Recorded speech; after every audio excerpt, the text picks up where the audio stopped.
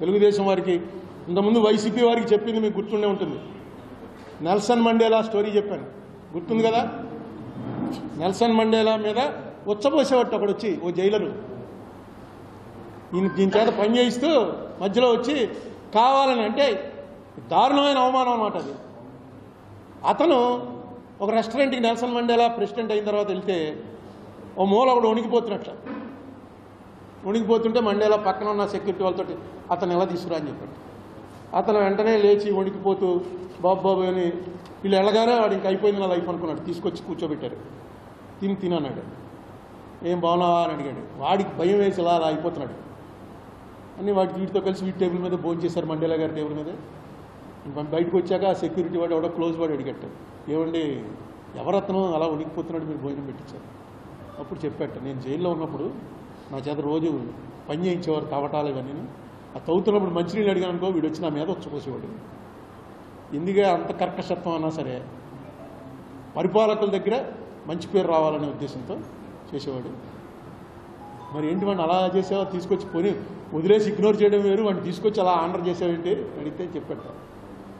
వాళ్ళటి వాళ్ళు చాలామంది ఉన్నారు, వాళ్ళందరికీ ఒక మెసేజ్ ఇస్తున్నాను. నేను వచ్చింది సౌత్ ఆఫ్రికాని బాగు చేయడానికి తప్ప వీళ్ళ మీద కక్ష తీర్చుకోవడానికి కాదు.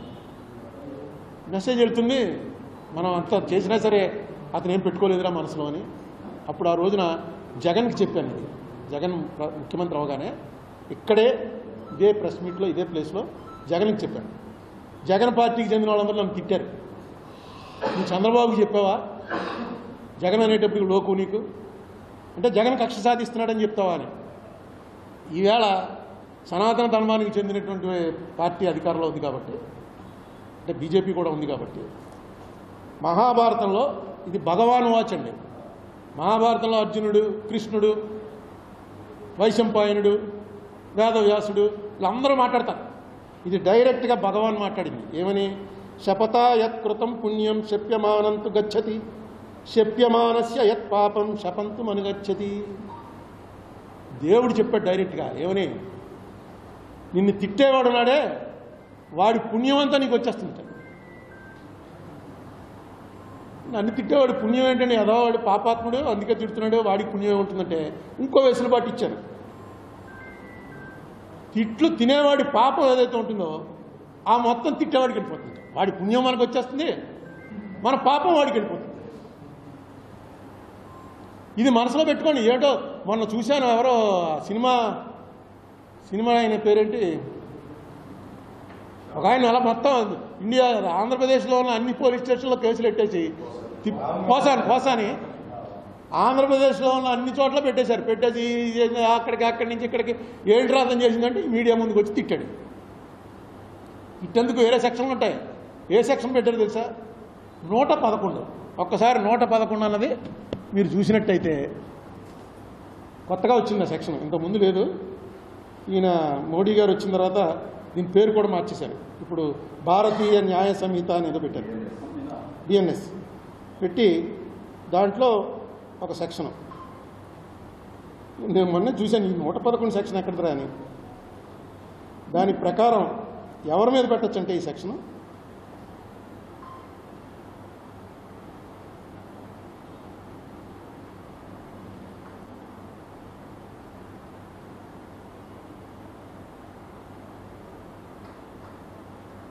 కానీ ఎక్కడ పోయింది.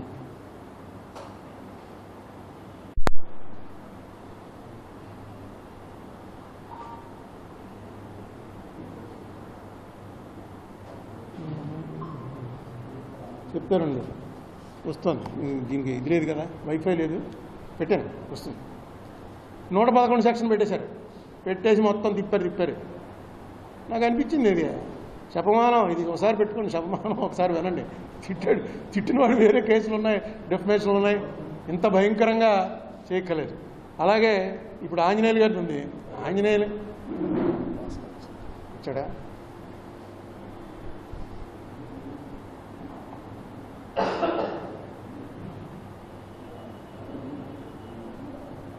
అఫెన్సెస్, ఏ అఫెన్సెస్ మీద 111 పెట్టచ్చంటే kidnapping, robbery, vehicle theft, extortion, land grabbing, contract killing, economic offences, cyber crimes, trafficking of people అంటే పిల్లల్ని తీసుకెళ్ళి అమ్మేస్తుంటారు, డ్రగ్స్, వెపన్స్, ఆయుధాలు సరఫరా చేయటాలు, డ్రగ్స్ సరఫరా చేయటం, పిల్లల్ని తీసుకెళ్ళి వ్యభిచార గృహాలకు అమ్మేయటం. ఇప్పుడు ఈయన చేసిన ఎవరో డైరెక్టర్ చేసింది ఏంటంటే కిడ్నాపింగ్ చేశాడు, రాబరీయో, వెహికల్ థెఫ్ట్, వీటిలో ఏదో ఒకటి చేస్తుంటే ఈ సెక్షన్ దానికోసం తయారు చేసి కొత్తగా వచ్చింది ఇది, వెంటనే దీంట్లో వాడేశారు. ఇదిగో తర్వాత ఇంకోటి, ఇదిగో నేను తీసింది ఇది, గ్రూప్ ఆఫ్ పీపుల్ యాక్టింగ్, ఇందులో మళ్ళీ గ్రూప్ ఆఫ్ పీపుల్ అన్నారు పెట్టి, దేశద్రోహం కూడా. పాకిస్తాన్కి రహస్యాలు అమ్మేస్తున్నాడు, చైనాలకు రహస్యాలు అమ్మేస్తున్నాడు, డ్రగ్స్ అమ్మేస్తున్నాడు, పిల్లల్ని వ్యభిచార గృహాలకు అమ్మేస్తున్నాడు. ఆయన చూసుకుంటూ గొల్లు మరి బాల్ పెట్టు, ఇది ఎక్కడ గొడవ. సెక్యులర్ అంటే దేశద్రోహం అయిపోయాడు ఆల్రెడీ, అంతే కదా. ఇప్పుడు లేటెస్ట్ దాని ప్రకారం అన్ని మతాలు కలిసి ఉండాలండి అన్నామంటే చచ్చాడు. సరే మీరు ఇవన్నీ ఇలా రివర్స్, దీన్ని రెజీమ్ రివెంజ్ అంటారు. వీళ్ళు అధికారంలో ఉన్నప్పుడు వాళ్ళ మీద, వాళ్ళ అధికారంలో ఉన్నప్పుడు వీళ్ళ మీద. ఈ ఆంజనేయులు గారిని నేను కలవడం పూర్తిగా నాకు 20 ఏళ్ళ క్రితం నుంచి, అంటే నేను ఎంపీ అయిన తర్వాత చాలామంది ఐఏఎస్ వాళ్ళు, ఐపీఎస్ వాళ్ళు, ఆఫీసర్స్ న్యాచురల్గా కలుస్తారు. కొంతమంది ఫ్రెండ్స్ అయిపోతారు, కొంతమంది అసలు ఇప్పుడు గుర్తు కూడా పట్టరు, కొంతమంది పరిచయస్తులుగా ఉంటారు, అట్లా స్టేజ్లు ఉంటాయి. అలాగా ఫ్రెండ్గా అయిపోయినటువంటి ఆఫీసర్లు కొంతమందిలో ఈ ఆంజనేయులు గారు ఒకడు. ఈయన కొన్నాళ్ళు ఢిల్లీలో పనిచేస్తున్నప్పుడు కూడా నేను ఢిల్లీ వెళ్తే ఫోన్ చేయడం, ఎక్కడ ఉన్నారని అడగటం. ఈయనతో మంచి టచ్లో ఉంది. ఈయన ఇంటికి కూడా వెళ్ళాను, వీళ్ళ ఆవిడ కూడా నాకు బాగా తెలుసు, పిల్లలు బాగా తెలుసు. మన జంజాల గారు వియ్యంకుడు, సినిమా డైరెక్టర్ జంజాల గారు వియ్యంకుడు. నాకు తెలిసి ఇతని మీద ఎప్పుడు కరప్షన్ ఛార్జెస్ అనేది రాలా. జనరల్గా పోలీసు వాళ్ళకి శత్రువులు చాలా ఎక్కువ మంది ఉంటారు, ఇతనికి ఇంకా ఎక్కువ మంది ఉంటారు. ఎందుకంటే ఇతన్ని చంద్రబాబు నాయుడు గారి టైంలో 5 జిల్లాలకు ఎస్పీగా వేశారు. నాకు తెలిసి ఎక్కడికి వెళ్తే అక్కడ టెర్రర్ క్రియేట్ చేశాడు. మెయిన్ రౌడీయిజము, ఫ్యాక్షనిజము ఈ రెండింటి మీద చాలా తీవ్రంగా పోయాడు. అందుకే రాజశేఖర రెడ్డి గారు సీఎం అవ్వగానే రాజశేఖర రెడ్డి గారికి ఒక హ్యూమన్ టచ్ ఉంటుంది. ఓన్లీ ఇతను ఒక ఆఫీసరు, నేను ఒక సీఎం అన్నట్టుగా ఇప్పుడు చూడ్డు. రాజశేఖర రెడ్డి గారే ఇతన్ని, బహుశా రాజశేఖర రెడ్డి గారు ఒక్కడే ఉంటాడు. వాట్ మిస్టర్ అంజన్ అని పట్టుకొని పోదమే గుర్తుండేవాడు. ఈయన అప్పుడు ఇంటెలిజెన్స్లో ఉండేవాడు. అది దాంతో ఈయన కొంచెం ఇదయ్యి జగన్మోహన్ రెడ్డికి కూడా బాగా దగ్గర అయ్యాడు, ఇంటెలిజెన్స్లో ఉన్నాడు, చేశాడు. ఆయన వెళ్ళి నేను అంతకు ముందే అందరూ యాంటిసిపేటరీ బెయిల్ తీసుకుంటున్నప్పుడే ఆయనకి ఫోన్ చేసి చెప్పాను, మీరు కూడా తీసుకుంటున్నారా యాంటిసిపేటరీ బెయిల్ అని. లేదండి నేను ఓ 10 రోజులు జైలుకి వెళ్ళి వస్తాను అన్నాడు. నాకు అర్థం అలా ఏంటి ఎలా జోకేస్తున్నాడు ఏంటని, సరేలే అనుకుని మీరు వెళ్ళండి జైలుకి, నేను చూడటానికి వస్తానులేండి అన్నాను.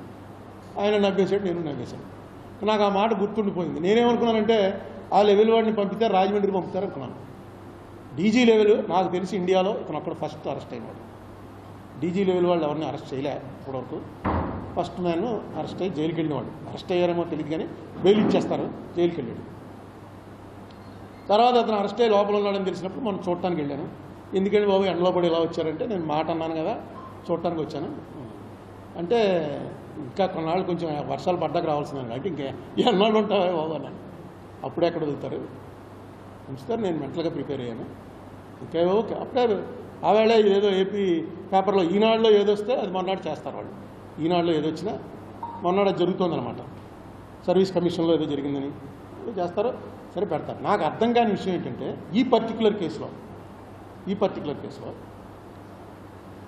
ఒక మనిషి ఎవడో పోలీస్ స్టేషన్కి వెళ్ళి కేసు పెట్టాడు. కేసు పెడితే పోలీసు వాళ్ళు ఏం చేయాలి?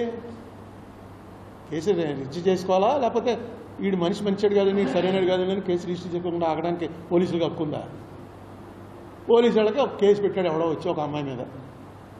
ఆ అమ్మాయిని తీసుకొచ్చేశారు, జైల్లో పెట్టేశారు. పెట్టేసి ఏం చేశారు? జైల్లో పెట్టేసి ఏం చేశారు? బెయిల్ రాగానే ఇచ్చేశారు. ఆ కేసు ఇంకా తేల్లా. అప్పుడే ఆ అమ్మాయి మళ్ళీ వచ్చి నన్ను అన్యాయంగా కేసు పెట్టారంటే ఎస్పీలు, డీజీలు, పోలీసు వాళ్ళు ఎవడన్నా పని చేయగలడు అసలు? ఎందుకు తీసుకొచ్చారు? నేను ఈయన చూసి వచ్చిన తర్వాత మొత్తం నెట్లో చూస్తున్నా తెలిసింది ఏంటంటే, ఆవిడ ఒక పెద్ద పారిశ్రామికవేత్త మీద రేప్ కేసు పెట్టింది. రేపు చేయడం ప్రయత్నం చేయడం కాదు, రేప్ కేసు పెట్టింది. ఆ రేప్ కేసుని విత్డ్రా చేయించమని ఎలాగోలాగా నీ దౌర్జన్యం చేసి ఆ అమ్మాయి చేత విత్డ్రా చేయించని ఎవడైతే ఉన్నాడో అతను ఎవడో ఏషియా ఖండంలో 7వ రిచెస్ట్, ఏషియా ఖండంలోనే రిచెస్ట్ వాళ్ళ వరుసలో 7వ వాడు. 2,35,000 కోట్ల రూపాయలు వాడి నెట్వర్త్, వాళ్ళ కంపెనీ వర్త్. వాడు వచ్చి అప్పటి సీఎం జగన్మోహన్ రెడ్డిని అడిగాడని జగన్మోహన్ రెడ్డి తీసుకొచ్చి ఆ అమ్మాయి చేత చేసాడు. కేసు విత్డ్రా అయిందా లేదో తెలియదు, ఆ కేసు ఏమైందో తెలియదు. కానీ ఆవిడ వీళ్ళ మీద ఇచ్చిన కంప్లైంట్లు ఏం రాసిందంటే ఆ కేసుకి నేను వెళ్లకుండా ఉండటం కోసం నన్ను తీసుకొచ్చి ఇక్కడ జైల్లో పెట్టారు. ఆ కేసుకి పలానా డేట్ ఇచ్చింది కోర్టు ముందు వెళ్ళి చెప్పాలి. ఆవిడ చెప్పడానికి వీలు లేకుండా చేయడం కోసం ఇలా చేశారు అని ఆవిడ కంప్లైంట్లో రాసింది. కంప్లైంట్ తెప్పించాను. ఇదో ఇప్పుడు బాంబే వాళ్ళతో పంపించాను. ఎవరో తెలిసిన ఫ్రెండ్స్ ఉంటారు కదా, అక్కడ ఏమైందో కేసు అని తెప్పిస్తాను. ఇది చిన్న విషయం కాదు. ఇది అసలు పోలీసులు పనిచేయాలా అక్కర్లేదా, ఏం చేయాలి? ఒకవేళ నిజంగా ఆవిడ వచ్చి నన్ను అన్యాయంగా కేసులో ఇరికించారని పెట్టాలంటే దానికి ఒక ప్రొసీజర్ ఉంది. దానికి ఏంటి సెక్షను? ఇప్పుడు కొత్త బిఎన్ఎస్ పాత అయితే 195 ఐపీసీ, కొత్త బిఎన్ఎస్ సెక్షన్ ప్రకారం సెక్షన్ 231 ప్రకారం మెజిస్ట్రేట్ కోర్టు పర్మిషన్ లేకుండా వీళ్ళ మీద ప్రాసిక్యూషన్ చేయడానికి లేదు. ఇన్వెస్టిగేట్ చేయాలన్నా సరే మెజిస్ట్రేట్ పర్మిషన్, ఎందుకంటే ఆ కేసు ఇంకా పెండింగ్లో ఉంది. ఎవరైతే ఆవిడ నా ఆస్తులేవో ఫోర్జరీ చేసిందని కంప్లైంట్ ఇచ్చాడో ఆ కేసు ఇంకా పెండింగ్లో ఉండగా ఈ కేసు ఎలా బుక్ చేస్తారు? బుక్ చేయాలంటే ఈ సెక్షన్ ప్రకారం పర్మిషన్ తీసుకుని చేయాలి. అది చట్టం. తీసుకున్నారా? లేదు. పోలీసు వాళ్ళని తీసుకెళ్ళి లోపలేటువంటి నువ్వు జగన్ తప్పు చేశాడంటే జగన్ మీద పెట్టు కేసు. జగన్ వచ్చి నిన్ను లోపలెట్టాడు, నువ్వు వెళ్ళి జగన్ లోపలెట్టు. అసలు రేపు నుంచే పోలీసు వాళ్ళు ఎవడన్నా ఇప్పుడు ఎమ్మెల్యేలు వాళ్ళు ఫోన్ చేసి చెప్తుంటారు, ఏమండి ఏంటి ఇంకా అరెస్ట్ చేయలేదు అరుణ్ కుమార్ని? నేను చెప్పాం అంటే సార్ ఒక కాగితం రాసి పంపించండి, ఆ కాగితం నోటరీ చేయించండి, ఆ నోటరీ చేయించి ఆ కాగితం పంపిస్తే ఆ కాగితం నేను ముందు వెరిఫై చేస్తాను, మీదో కాదో వెరిఫై చేసి అప్పుడు యాక్షన్ తీసుకుంటాను. పోలీసు వాళ్ళు ఎవడమాట అండి. ఇంకా ఇప్పటికే పోలీసు ఉద్యోగం అంటే ఎవడధికారులు కేడీగాని తీసుకొచ్చి లోపలికి వెళ్ళి సార్ అంటున్నారు. ఏమో రేపాడు ఎమ్మెల్యే అవుతాడో ఎంపీ అవుతాడో, ఎందుకు వచ్చిన రిస్క్? వాళ్ళతోటి మనలాంటి మామూలు మనుషులనే ఉన్న వాళ్ళు అరెస్ట్ చేస్తారు, కానీ కేడీగాళ్ళ వాళ్ళని అరెస్ట్ చేయడం మానేశారు. రిస్క్ ఎందుకని? ఎప్పుడో మా చిన్నప్పుడు వచ్చింది అర్ధ సత్య అని ఒక పిక్చర్. అందులో అంతే ఒక కేడీగాడ ఈ ఏరియాలో పెద్ద నాయకుడు అయిపోయి ఎవడైతే పోలీసు వాడిని అరెస్ట్ చేసేవాడిని పిలిచారా నాకు ఒక టేబుల్ మీద పెట్టి కాళ్ళెట్టి అలా నిలబడవు ఏమనుకుంటున్నావు అని చెప్పి వాడికేమో ఇటు సెక్యూరిటీ కింద వేస్తారు.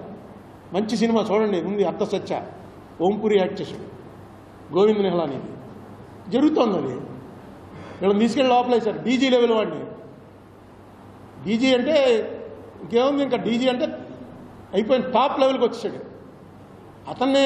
అందుకే అతను వెళ్తే ఏం లేదు మీరు ఎందుకు వచ్చారు అది అని ఎందుకంటే అంటే అతనికి తెలుసు ఈ కేసుల్లో ఎంత అన్పాపులర్ అవుతుందో తెలిసి ఉంటుంది. అందుకని అవనండి అంటాడు. ఇంకా పెడతారు, ఇంకా కేసులు పెట్టామని. చాలా మామూలుగా ఉన్నాడు. ఒకటే ఏంటంటే నేను ఇంతకుముందు జైల్లో చూడటానికి వెళ్ళినప్పుడు ఇది లేదు, ఇప్పుడు కొత్తగా పెట్టారట. ఈ సినిమాల్లో చూపించినట్టు ఒక పెద్ద మెష్ వెనకాల ఆయన ఉంటాడు, యువతలో మనం ఉంటాం, అక్కడేమో సీసీ కెమెరా ఉంటుంది. నిజంగా నేను ఇంతకుముందు మాటికి జైలుకి వెళ్ళేవాళ్ళం. ఉత్తినే ఏదో గొడవ చేయడం జైలుకుపోవటం. రామ్మోహన్ అయితే ఎమ్మెల్యేగా ఉండి కూడా జైలుకుపోతుండేవాడు. లోపల హాయిగా ఉంటుందిరా అని ఏదో పాత కేసు వారెంట్ ఇచ్చేసి ఎన్బిడబ్ల్యూ పెట్టించుకోవడం పోవడం, ఇలా ఎప్పుడూ లేదు. సరే తీసుకెళ్లారు, డీజీనే తీసుకెళ్ళి లోపల పెట్టారు. రేపు పొద్దున్న నుంచి దాంట్లో మొత్తం డిఎస్పీలు ఎస్పీలు వీళ్ళందరూ ఉన్నారు, పోలీసులు అందరూ. ఇది పూర్తిగా నాకు తెలుసున్నటువంటి లా ప్రకారం చూస్తే అసలు ఆ కేసు ఏమైంది? అసలు వాడు ఎవడైతే రేప్ చేశాడో వాడిని ఏం చేశారు? ఈవిడ ఇక్కడ జైల్లో ఉండగా కేసు అక్కడ కొట్టేస్తే అది చెల్లదు. వీడు వెళ్ళి చెప్తున్నారు, పోలీసులు చెప్పాలి.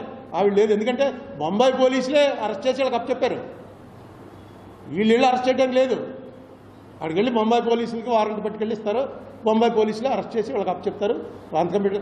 అందులో ప్రొసీజర్లో ఏమన్నా ల్యాప్సెస్ వస్తే పోలీసు వాళ్ళ మీద మెమోలు ఇస్తారు. అరెస్ట్ చేసి లోపలటువంటి తేలని కేసు.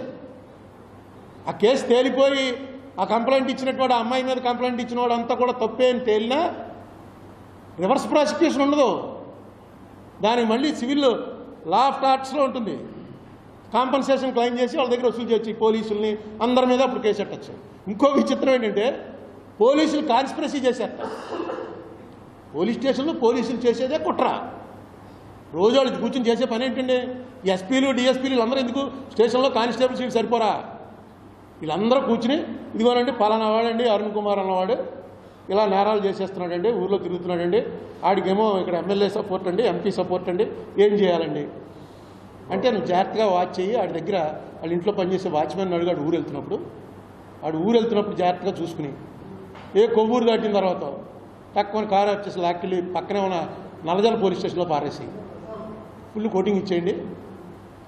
నల్లజల పోలీస్ స్టేషన్లో కంప్లైంట్ ఎవరి దగ్గర తీసుకో కారు గుద్దేసిపోయిందని మనం తెలిసేటప్పటికి ఎమ్మెల్యే గారు ఎంపీ గారు ఫోన్ చేసేటప్పుడు వదిలేద్దాం వాళ్ళు ఎవరో తెలియదండి అని.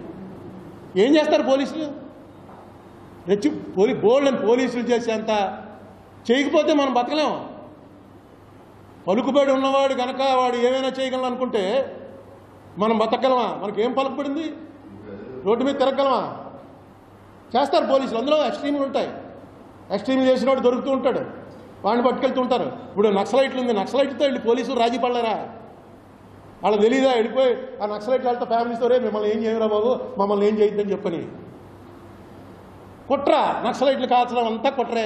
డైరెక్ట్గా కాపు కాసి ఎక్కడ మీటింగ్ పెట్టుకుంటున్నారో వాడు పిల్లల్ని అడిగో ఎవరినో అడిగి తెలుసుకుని జాగ్రత్తగా వెళ్ళి వాళ్ళు కాపేసి ఆ నీళ్ళు కాల్చడంలో ఇళ్ళు చచ్చిపోతుంటారు.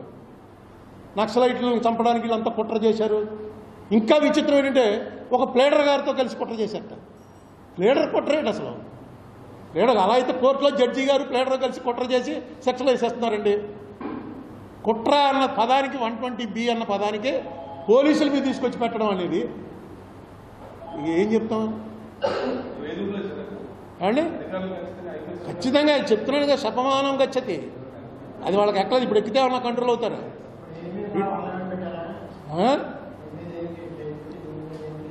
ఎవరి మీద? ఆ రోజున అమ్మాయిని అరెస్ట్ చేసి తీసుకురావడానికి ఆంజనేయులు అనేవాడు ఫోన్ చేసి విశాల్ గున్ని అనేవాడిని నువ్వు మా ఆఫీస్కి రా అని చెప్పి ఆఫీస్లో విశాల్ గున్నితోటి నువ్వు వెంటనే ఆ అమ్మాయిని అరెస్ట్ చేసి ఇక్కడ తీసుకురా అని ఆయన చెప్పాడు. విశాల్ గున్ని రాసిచ్చింది ఇది అని చెప్పాడు. అంటూ ఇంకో మాట రాశాడు. మరి ఆ మాట ఎందుకు వీళ్ళు పక్క తీశారో. వెంటనే నేను డీజీపీ రాజేంద్రనాథ్ రెడ్డి గారు డీజీపీ గారు ఆఫీస్కి ఫోన్ చేసి అడిగాను, ఏమండి ఇలా పిలిచి నన్ను బొంబాయి పోలీసుల దగ్గరికి పంపించి ఆవిడ ఎవరినో అరెస్ట్ చేసి తీసుకురమ్మంటున్నారు, ఏం చేయమంటామని.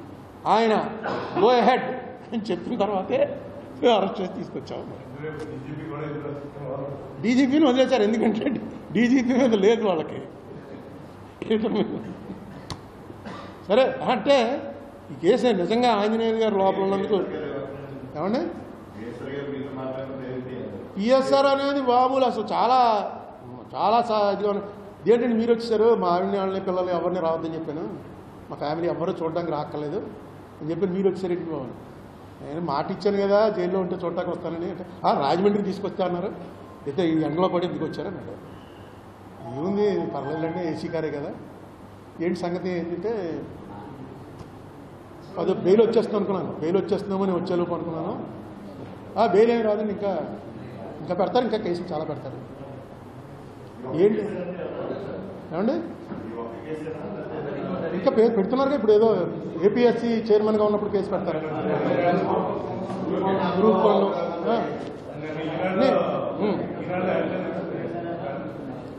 అదే మీకు ఈనాడు పేపర్ మీద ఆయన మీద ఈనాడు పేపర్కి చాలా కక్ష ఉండడానికి అవకాశం ఉంటుంది. ఎందుకంటే జగన్మోహన్ రెడ్డి ఈ పిటిషను నేను వేసిన పిటిషన్లో జాయిన్ అవ్వమని అడిగితే జగన్మోహన్ రెడ్డి జాయిన్ అవ్వాలి చెప్పాను కదా మీకు. 3 ఏళ్ల తర్వాత అప్పుడు వచ్చి అతను పిటిషన్ వేసాడు నా దానికి సపోర్ట్గా.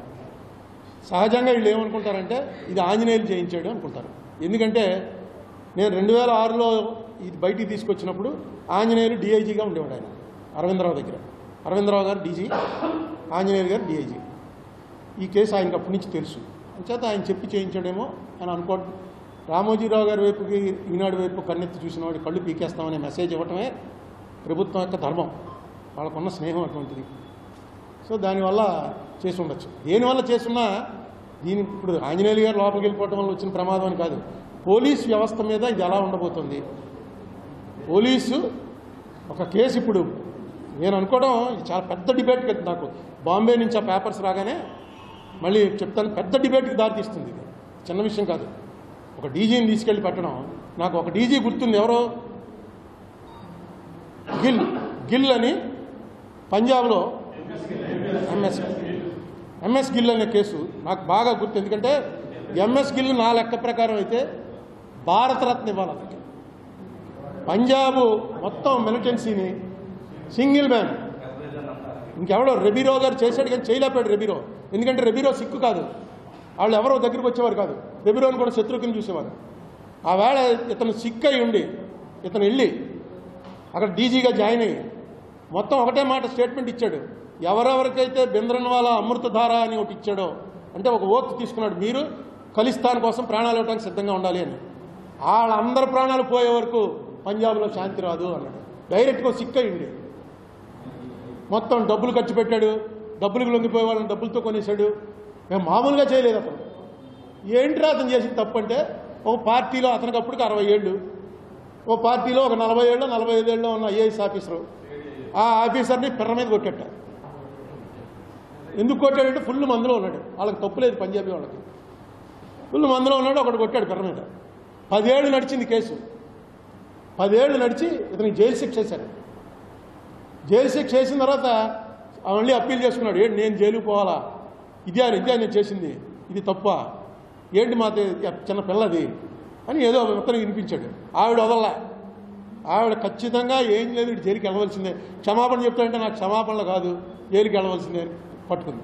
చివరికి మన జ్యుడిషియరీకి ఏం చేయాలో తెలియక ఏం చేశారంటే ఫైన్ కట్టే అని చెప్పి ఆవిడికి ఒక 5 లక్షలు 10 లక్షలు కాంపన్సేషన్ ఇప్పించి ఇతనికి ఏమని ఇచ్చారు స్ట్రిక్చర్స్ అంటే, నువ్వు ఇంకా పబ్లిక్ ప్లేస్లో తాకూడదు, అది శిక్ష అని శిక్ష ఇచ్చి ఆ 10 లక్షలు ఆవిడకి ఇస్తే ఆవిడ ఏం చేసింది, ఒక ఏదో ఓల్డేజ్ హోమ్కో లేడీస్ హోమ్కో డొనేట్ చేస్తున్నాను, నేను డబ్బుల కోసం చేయలేదు అని చేసి. ఎవరు తప్పు అనాలి ఇందులో? నిజంగా ఆవిడ అభిమానం దెబ్బతింది, ఆవిడ ఫైట్ చేసింది. వీడు గిల్ అనేవాడు వీడు అలాంటి వాడు కాబట్టి వాడు ఆపగలిగాడు. అక్కడ అంత కేర్లెస్గా ఉండే డేర్ డెవిల్ టైప్ మనిషి కాబట్టి అంత పెద్ద ఖలిస్తాన్ మూమెంట్ను ఆపగలిగాడు. ఏదో కొట్టాడు పోనీ పెద్దవాళ్ళు ఆయన వదిలేయడానికి ఆవిడ ఒప్పుకోలేదు. పార్టీ పెద్ద అందరూ ఐఏఎస్ ఐపీఎస్ ఆఫీసర్లు ఉండగా ఇలా చేస్తుందని ఆవిడ పట్టుకుంది. ఒక డీజీ అన్నవాడికి జ్యుడిషియరీ అతని బ్యాక్గ్రౌండ్ చూసి ఇచ్చినటువంటి వాల్యూ అది ఇచ్చి ఒక ఇది ఇచ్చారు. తర్వాత నుంచి ఏమైపోయాడు గిల్ అసలు. నేనైతే భారతరత్న వస్తుంది అనుకున్నాను. ఇంకా నిజంగానమైన కారణంలో ఎంఎస్ గిల్ ఒకడు, ఏపీఎస్ గిల్, ఎంఎస్ గిల్ మంత్రి అనుకుంటాను.